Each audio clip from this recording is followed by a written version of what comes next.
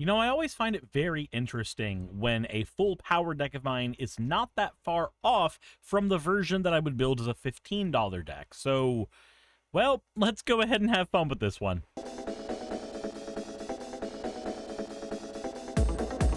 When I recently took apart basically every deck that I owned and then started rebuilding them from scratch or choosing not to put them back into my box at all, I realized there was one deck that I wasn't going to be rebuilding.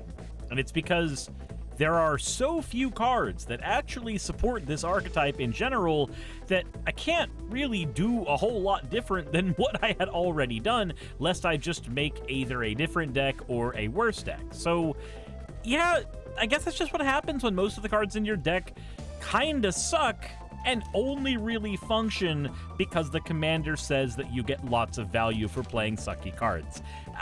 I'll show you what I'm talking about. Here, let's get into the core strategy of Kiora. Kiora, Sovereign of the Deep, is a Simic and 3 Merfolk Noble with Vigilance, Ward 3. Why does she have Ward 3? She doesn't need that, but you know what? I'll take it. I'll take the easy protection. Whenever we cast a Kraken, Leviathan, Octopus, or Serpent spell from our hand, we get to look at the top X cards of our library, where X is that spell's mana value. You may then cast a spell from among those cards with mana value less than X and put it onto the battlefield. So, I am just going to go ahead and call this Kraken Cascade, because that's a whole lot better than whenever you cast a Kraken Leviathan or... I don't care about all those words. It's Kraken Cascade. So, here's the problem with this commander. Most serpents and octopuses just kind of suck. Like, look at this guy. This is Scrapdiver's serpent. He's not good. He can't be blocked if the defending player has an artifact, but other than that, you're spending 7 mana on a 5/5. That is nothing. And you're going to see a lot of creatures like that in this deck. Yes, there are good serpents and there are good leviathans. They do exist in the game, but it's not to the same degree that there are good dragons or good elves or good humans, which, you know, it's kind of rare to find good humans out in the wild anyway, so I'm surprised we have so many good ones in Magic the Gathering. Anyways, I found as I was building the $15 version of this deck, most of the cards in here were the ones I was using in the full power version. The only real difference is that I'm using a bit more of a heavy ramp package that I can afford to use in the full power version with stuff like Kadama's Reach and Cultivate, that I can't really fit into $15 versions of decks because they cost 50 cents to $1, and that's not really within the budget of most $15 decks, and there are other cards I need to have considerations for.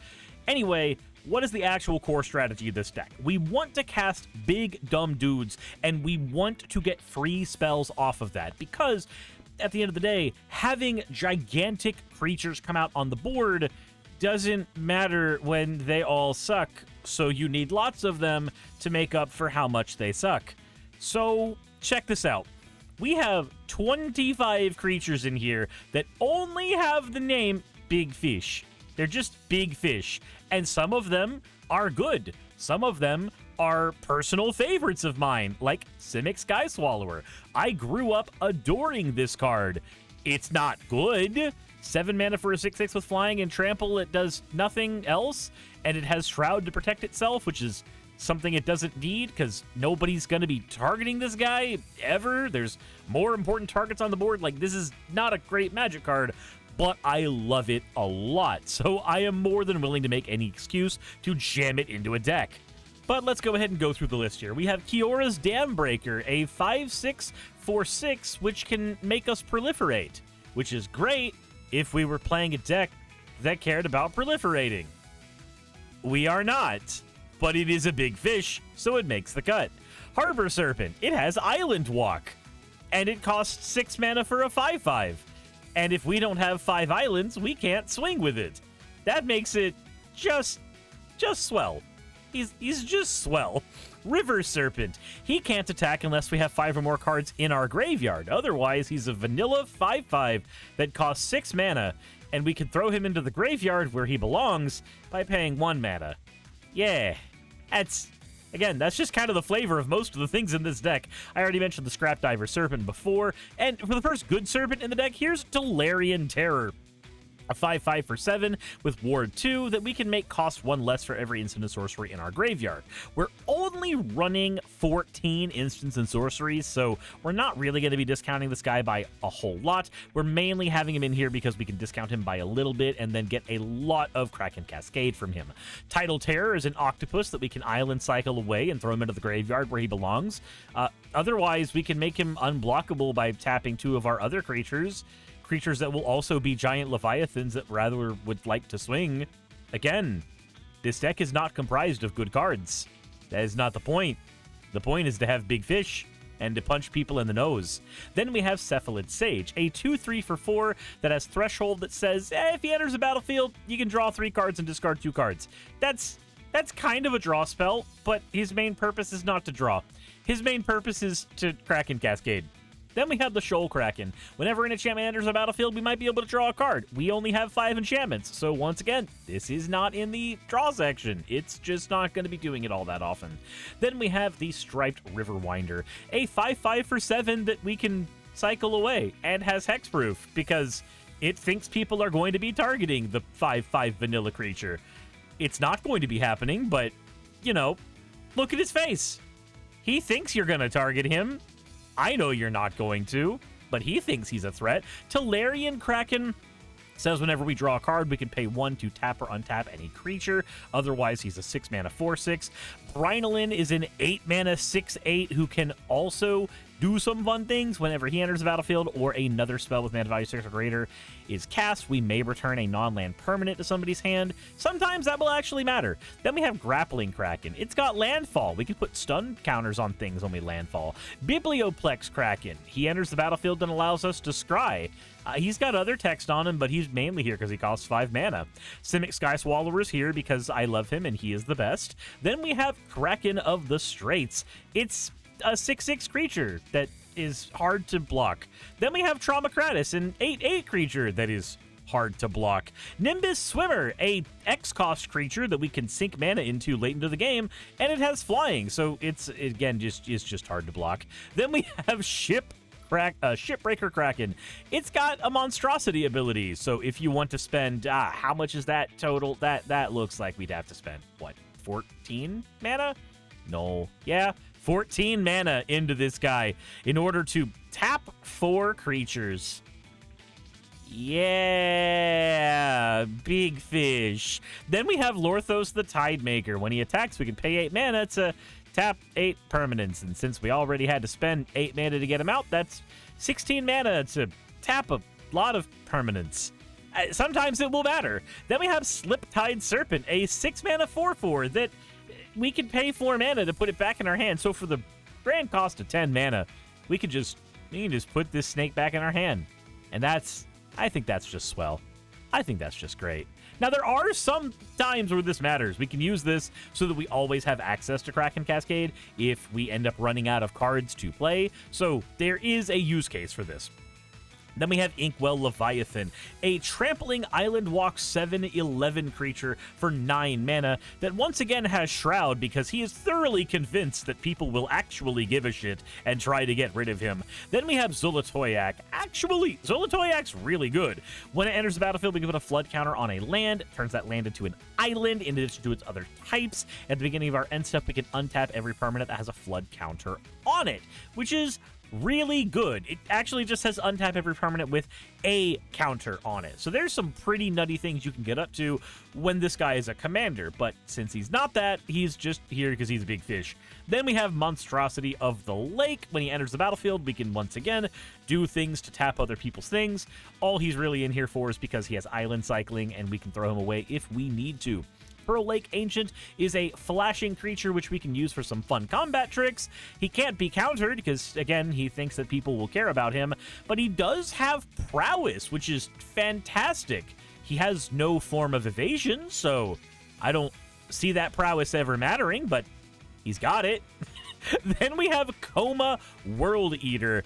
he can't be countered. He's got Trample and Ward 4, and he can make a ton of coils whenever he punches people, so he actually might see some play. Like, he's actually good. And it's not really a core strategy, it's just big dumb dudes coming onto the board and hoping for the best. But trust me, you're going to have more fun with this deck than you think when you give it a shot. But let's go to the draw package and see what more the deck can do. As it stands for this version of the deck, we are only running 7 draw spells because Kraken Cascade does actually give us quite a lot of advantage on its own. Now, in the higher budget versions, you can run things like Rishkar's Expertise and Return of the Wild Speaker, and there's other ways to get more value out of your cards, but at this budget, we don't really have access to that many cards that work with this strategy. But we do have Eureka Moment and Urban Evolution. These allow us to ramp as well as draw. Garrick's Pack Leader, Garrick's Uprising, and Kiora, which can all draw us cards whenever our big dumb dudes touch the battlefield. Kiora can also untap permanents, which is also fairly useful.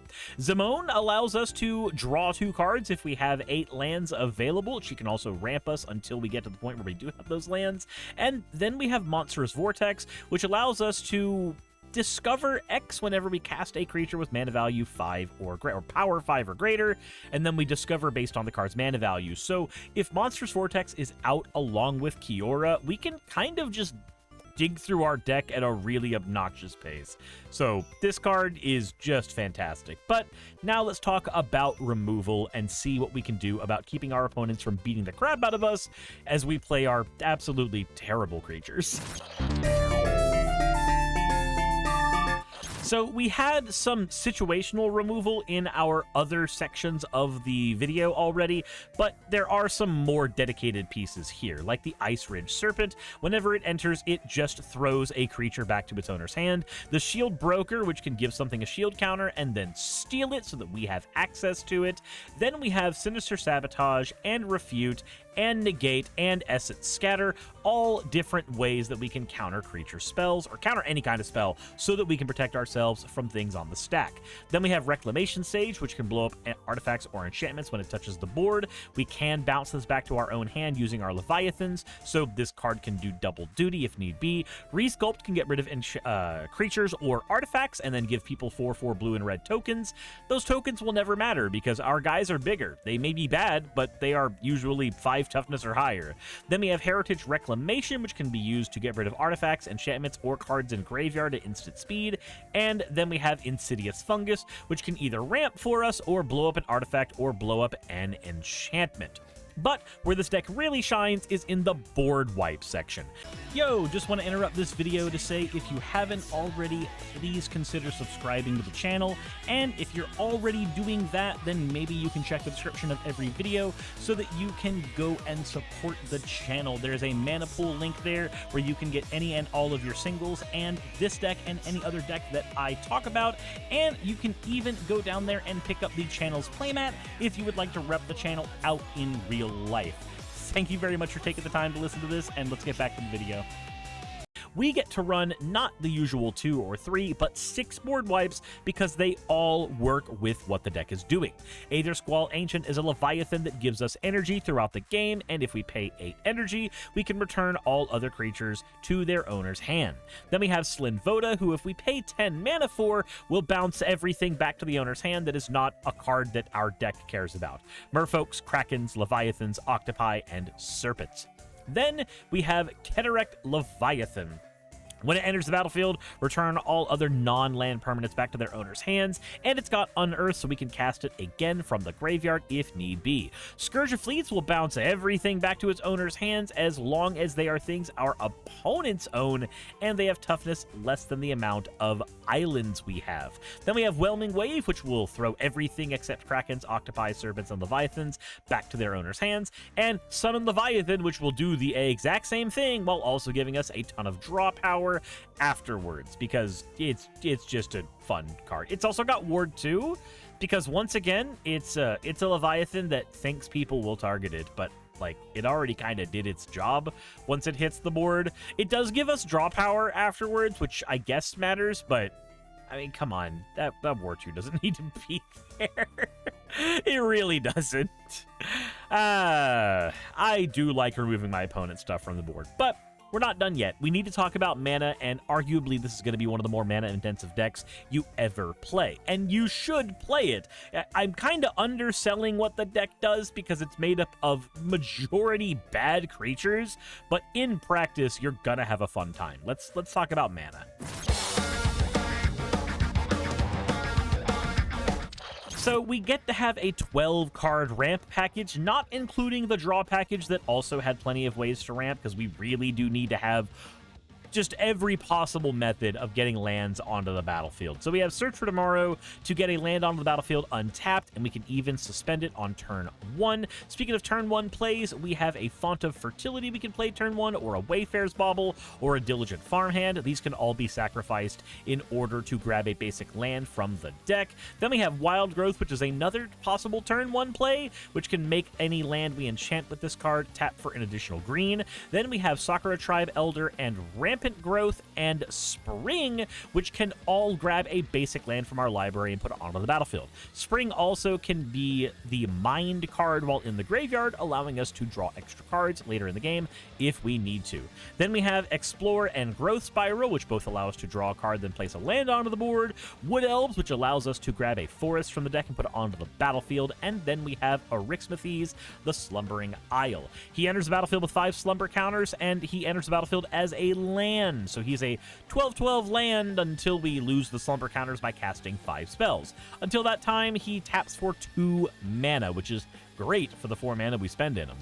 Then for our lands, we are running 12 forests and 11 islands, with our dual lands being the untapped Hinterland Harbor, Command Tower, Flooded Grove, Yavimaya Coast, Vine Glimmer, Snarl, and Overflowing Basin. With our tapped lands being Simic Growth Chamber to reuse utility lands, Temple of Mystery to gamble on getting it on turn 1, and Tangled Islet so we have a forest that Wood Elves is able to search out of the deck. For our fetching lands, we have Evolving Wilds, Terramorphic Expanse, Ash Barrens, and then Myriad Landscape as our complementary 13th way to ramp. Then for our utility lands, we have Mosswort Bridge, a Pit of Offerings. The pit can be used to get rid of problematic cards in graveyards, and the Mosswort Bridge allows us to cast spells for free.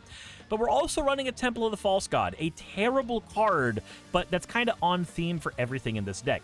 It is just an awful piece of crap that almost always comes into your opening hands and screws up your draws and screws up your ability to land sequence. But in this deck, being able to untap it with cards like Kiora and being able to have it untap repeatedly with cards like Zulatoyak, I have found that cards like Simic Growth Chamber and Temple of the False God do a lot more work in this deck than in other ones. So this is one of the few decks that I think the Temple can actually get a pass.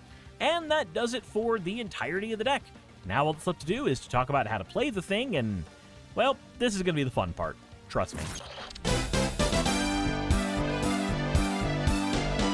So we basically have a perfect opening hand with a couple of lands, a couple of ways to ramp, and a Kraken, or a couple Krakens we can cascade with. So let's go ahead and open up with our draw, play a forest, and pass to our opponents. Next turn, we get to play an island, tap 2, and play Steve, and then we're just going to crack Steve and go into the deck and grab ourselves a, you know what, I think it's going to have to be a forest. We're going to try to go for islands for the rest of the game because we want to make sure that we have enough islands for our Krakens to do their thing.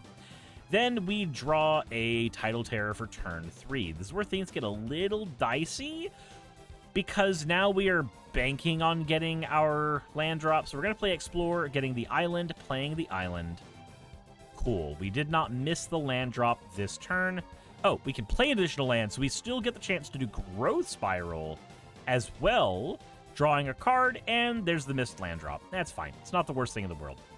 Let's move on to turn 4, and there's a Hinterland Harbor. Let's go ahead and play it and tap out and play Kiora 1 turn early. Moving on to turn 5, we still have missed a land drop, but we do get a chance to play Biblioplex Kraken, so I think it's fine. But you know what? Maybe we don't do that.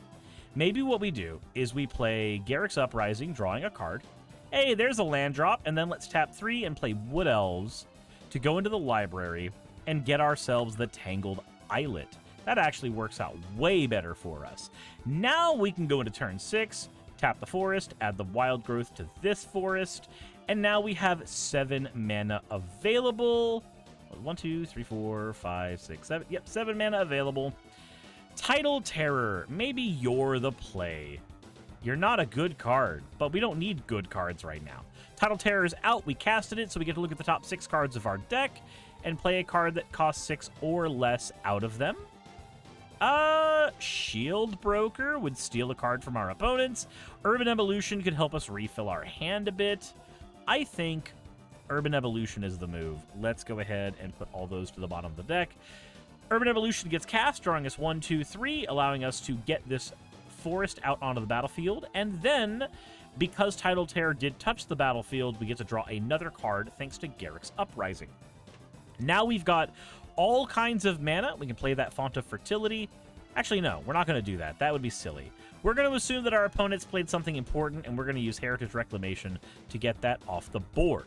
Now we move into turn 7, and we have a Simic Growth Chamber. I want to avoid using it, though.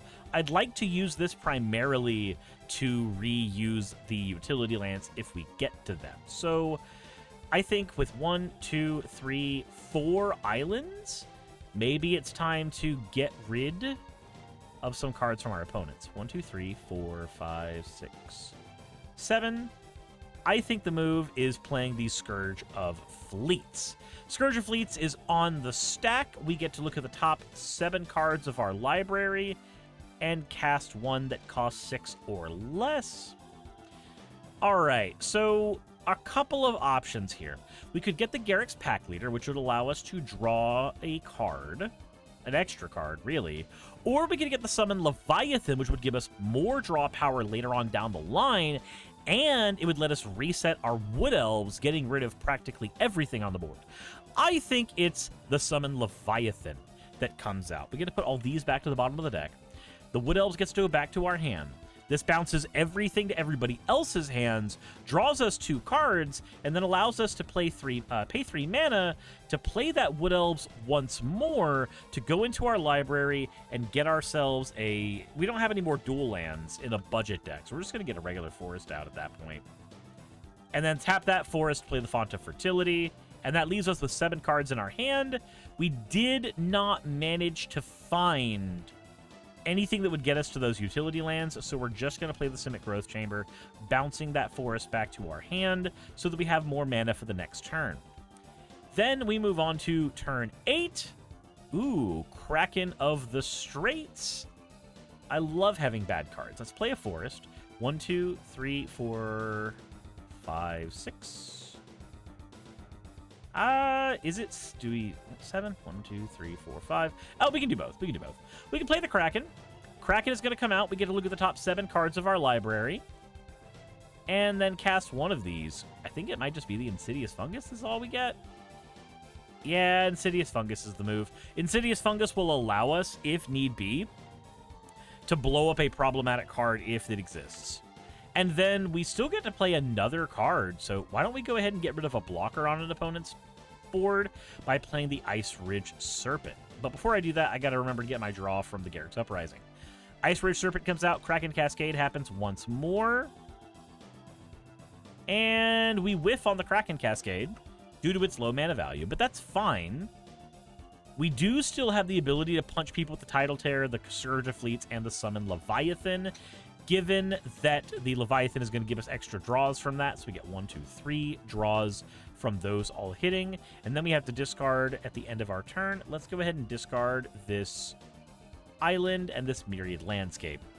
And, I mean, there you kind of just see what the deck is trying to do.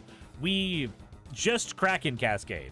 Next turn, the Summon Leviathan kills itself because it doesn't like being a Universes Beyond card. And then we have an island to play, and we can Kraken Cascade again. We can pay 5. Let's get Monstrosity of the Lake out. And let's look at the top 5 cards of our deck. Oh, I think I already know what we're getting. Oh, never mind. Never mind. We get Monstrous Vortex out. Now we can demonstrate one of the dumb things the deck can do. If we had... We get to draw a card for it hitting the board. Ooh... Creature spell with power 5 or greater. We have no creature spells with power 5 or greater available to us. So instead, 7, 8. We're going to pay 8 mana. We're going to go ahead and play Nimbus Swimmer for 8. I really wanted the Monstrous Vortex. Instead, we're going to Nimbus Swimmer and... Man, do we whiff on 8 cards? We do. I mean, I guess we get Garrick's Pack Leader. And the Garrick's Pack Leader then allows us to draw multiple cards. Enters the battlefield with the counter. So yeah, we'll draw 2 cards from that. Hey, there's a Kraken we can use next turn. Okay, cool. We punch our opponents with things. And then we're going to go ahead and go to the next turn. This will be our last turn. Because I just want to be able to see the Monster's Vortex do its thing. So we are going to pay 1, 2, 3, 4, 5, 6, 7. And we are going to play the Striptide Riverwinder. Riverwinder is on the stack. Monster's Vortex happens as a trigger, and Kiora happens as a trigger. We are turn player. We choose the Monster's Vortex to happen first. So we get to discover X, where X is its mana value of 7. So we are discovering 7, meaning we get the Grappling Kraken out. Then Kiora, Grappling Kraken touches the board. Garrick's Uprising and Garrick's Pack Leader see those, drawing us 2 cards. Then Kiora is going to allow us to look at the top 7 cards of our deck and get a card mana value 7 or less as our cast. We are going to choose Zulatoyak. Zulatoyak is on the stack now. Zulatoyak triggers Monstrous Vortex, meaning we discover until we hit this River Serpent? Yeah, I think it is. Whenever you cast a creature spell with power 5 or greater, discover X, where X is the spell's mana value. Zulatoyak was casted. It gets to cast this River Serpent. Its mana value is also 5 or greater, so it gets to cast another card.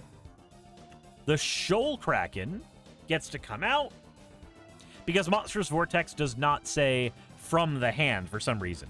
Now these all touch the board. This is already touched, so we get our draw from this. So we get our draw from these 3 creatures. So we get to draw 1, 2, 3, 4, 5, 6 cards. And I still have mana to do other things. Yeah, no, that's why the deck is fun. You don't need good creatures. You just need a lot of them. They can all be vanilla. It doesn't matter. You just get the giantest, biggest, dumbest fucking board. I have a Kiora's Dam Breaker in my hand. I'm just going to do it again. 1, 2, 3, 4, 5, 6. 6 mana? Fuck it. Here's Kiora's Dawnbreaker. It's going to discover... Actually, no. We're going to pay 2 more mana into that. I want Brynolin. Let's play Brynolin. Discover for Brynolin. 7. We're discovering... It's Erixmathes. Erixmathes also has big power. Let's discover 3. It's Diligent Farmhand. That gets to come out. Now Kiora gets to do Kraken Cascade, looking at the top 8 cards. We're just going to do the Harbor Serpent. Fuck it, I don't care what the other cards are. That's going to go to the bottom of the deck. Bottom, bottom, bottom, bottom, bottom. Oh, look. Harbor Serpent is big enough to trigger the Monstrous Vortex. I guess we discover again. It's Shield Broker. Boom. Now we get to do the Kiora. It's dumb. It's so dumb.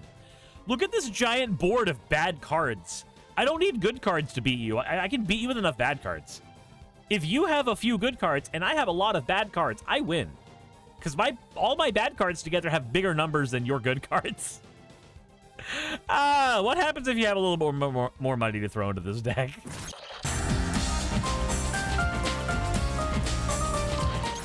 If you're upgrading this deck, then the first thing you should be doing is getting a more efficient mana ramp package. You can run basically any Leviathans and Serpents. Like, most of them suck.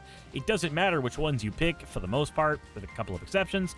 But the thing that really matters is that you get the mana to play the cards. And Cultivate would have been a fantastic way to dig me out of that very early mana problem I was dealing with. Cut the Growth Spirals, cut the Explorers, add the Cultivates, and the Kadama's Reaches and stuff. That will help a lot. On top of that, Sky Shroud Claim, getting multiple bits of mana for a single card will help a ton as well. The deck's draw package also needs to be expanded a little bit, not much, but a little bit. Have Elemental Bond so you have another way to draw when things touch the board, a Rishkar's Expertise, and a Return of the Wild Speaker so you can get a bunch of draw in a pinch if you need to. And, well, you could always put a Great Henge in. I'm not saying spend Great Henge money. I'm just saying that in the scope of Magic the Gathering cards that would help this deck, a Great Henge would help. I'm not running a Great Henge in my full power build because I refuse to buy a Great Henge. But, you know, if you've got a Great Henge lying around, it does work in this deck. But AC Tyrant of Gyre Strait is probably one of the more flavorful adds you could put in. It's a giant serpent that also allows you to draw extra cards and play extra lands, so it feeds every single aspect of the deck while also being what the deck wants to see. Let's also make the ramp package a bit stronger with a Fanatic of Rhonas. Like, that 4 mana can go really, really far. And a Spawning Kraken can make it way easier to close out games, because a bunch of 9/9 blue Kraken creatures is really hard to just avoid. Then we can start putting in good Leviathans and Serpents, like Coma Cosmos Serpent, or Sin Unyielding Cataclysm, which can take all the counters from everything that is not a Planeswalker and just eat them. Also, a Hullbreaker Horror, like, this is a Kraken, and it does get rid of problematic cards on the board. It's fine, it's great. Then we have Serpent of Yawning Depths. It can make it harder to block all of our big dumb dudes that people weren't blocking anyway because they were too big. Then we can put in a Benthic Anomaly, which can make a giant clone of a amalgamized version of a bunch of your opponent's favorite cards. It's a really interesting include. I like it a lot. And finally, if you're making these big boards, you might as well put a Heroic Intervention or some other way to keep the board safe. The budget version of the deck is mostly relying on counter spells for this, but sometimes there are things like Planeswalker abilities that you just can't get around without things like Heroic Intervention, so I would recommend at least having a couple ways to do this. And obviously, I hate to say this way, but in every single time I build a $15 deck, the fastest and best way to upgrade it is by replacing some of the basic lands with MDFCs that do various things the deck wants to do. I think you're going to find that the decks always work better when you have more utility, and MDFCs give nothing but good utility. That all said, that is it for today's video. That should be not only a very powerful $15 deck, but a very easy set of upgrades. Honestly, just pick a Kraken that sucks to put in a Kraken that doesn't suck for the upgrades. It's that easy. Let me know what you think in the comment section below. I hope you guys enjoy, and as always, everybody, insert end of video tagline here. Hey, thanks for making it to the end of the video. I really could not do any of this without all of you. Those of you watching, and especially those of you who support me on Patreon. I wanted to go ahead and take a minute to thank all of you who do that, because with YouTube being what it is these days, I really cannot do this full time without the support from each and every one of you. Those people would be Red Joker, Purple Poundini, Jemshin, Britzkrieg, Jupe the Malignant, Michael, Ravalern, Mabbity Babbity, Astral Frontier, Tales of Atonement, Nixie Chan, Kiri Artemis, Limor Pinku, Love Bunny Games, Victorian Alchemist, I'm not saying the last part of that, and you know that, Aurora, Leela Uraraka, Arcton Arclacier, Kiratorian, Dren Hadamata, Jordan M, John L, Lord Bleck, Smiling Game Master, and Fire Shard. Thank you so very much. But since you're here, why not go ahead and try watching another one? There should be one that's on the screen right now. And if you are a patron of mine, I wanted to go ahead and thank you again for all of your support. There is still a video you could press though, if you'd like. I would appreciate it just a little bit.